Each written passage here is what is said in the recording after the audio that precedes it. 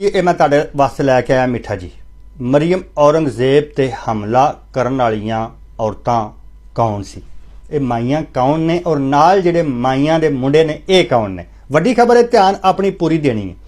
ਇਹ ਮਾਈਆਂ ਦੇ ਹੁਣ ਨਾਮ ਮੈਂ ਤੁਹਾਨੂੰ ਦੱਸਣਾ। ਅੱਜ ਮੈਂ ਸਾਰਾ ਦਿਨ ਲੰਡਨ ਦੀਆਂ ਗਲੀਆਂ ਤੇ ਇਹ ਸਾਰੇ ਇਹਨਾਂ ਦੇ ਧੰਦੇ ਜਿਹੜੇ ਨੇ ਉਹ ਪਤਾ ਕੀਤੇ ਨੇ। ਇਹ ਮਾਈਆਂ ਦੇ ਨਾਂ ਨੇ ਬਬਲੀ, ਨਗਮਾ, ਸ਼ੀਲਾ, ਜੋਡੀ ਤੇ ਡੌਲੀ।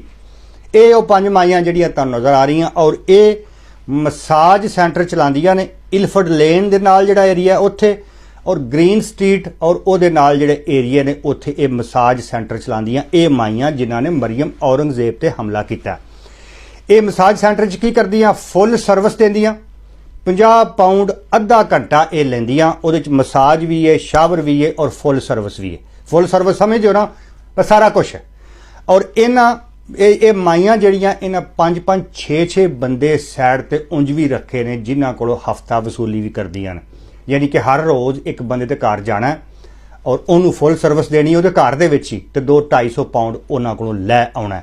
ਔਰ ਇਹਨਾਂ ਦੇ ਨਾਲ ਜਿਹੜੇ ਮੁੰਡੇ ਨੇ ਇਹਨਾਂ ਦੇ ਇੱਕ ਇਤਸ਼ਾਮੁਲ ਹੱਕ ਹੈ, ਇੱਕ ਕੋਈ ਸ਼ਾयान है और एक रिपोर्टर है टीवी चैनल का ਜਿਹਦੇ ਤੇ ਪਾਬੰਦੀ ਲੱਗੀ ਉਸ ਚੈਨਲ ਤੇ ਬਰਤਾਨੀਆ ਦੇ ਵਿੱਚ। ਉਹ ਰਿਪੋਰਟਰ ਵੀ ਜਿਹੜਾ ਉਹ ਮਸਾਜ ਸੈਂਟਰ ਚਲਾਉਂਦਾ ਬਲਕਿ ਚਕਲਾ ਚਲਾਉਂਦਾ। ਔਰ ਇਹ ਜਿਹੜੀਆਂ ਪੰਜ ਔਰਤਾਂ ਨੇ ਜਿਨ੍ਹਾਂ ਨੇ ਹਮਲਾ ਕੀਤਾ ਮਰੀਮ ਔਰੰਗਜ਼ੇਬ ਤੇ ਇਹ ਰਾਤ ਨੂੰ ਉਹਦੇ ਚਕਲੇ ਤੇ ਵੀ ਜਾਂਦੀਆਂ।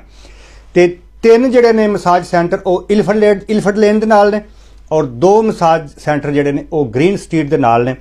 ਤੇ ਇਹ ਇhtਸ਼ਾਮੁਲ ਹੱਕ ਔਰ ਸ਼ਾयान ਔਰ ਇੱਕ ਦੋ ਹੋਰ ਮੁੰਡੇ ਜਿਹੜੇ ਨੇ ਇਹ ਇਹਨਾਂ ਦੇ ਨਾਲ ਉਹਨਾਂ ਅੱਡਿਆਂ ਤੇ ਹੁੰਦੇ ਨੇ। ਮੈਂ ਬੰਦੇ ਅੰਦਰ ਲੈਣ ਦੇ ਤੇ ਬਾਹਰ ਛੱਡ ਆਏ, ਅੰਦਰ ਲੈਣ ਦੇ ਤੇ ਬਾਹਰ ਛੱਡ ਆਏ। ਇਹ ਹਰ ਮਸਾਜ ਦਾ 5 ਪਾਉਂਡ 6 ਪਾਉਂਡ ਇਹਨਾਂ ਨੂੰ ਮਿਲਦਾ। ਇਹ ਸ਼ਾयान ਨੂੰ ਔਰ ਇhtਸ਼ਾਮੁਲ ਹੱਕ ਨੂੰ।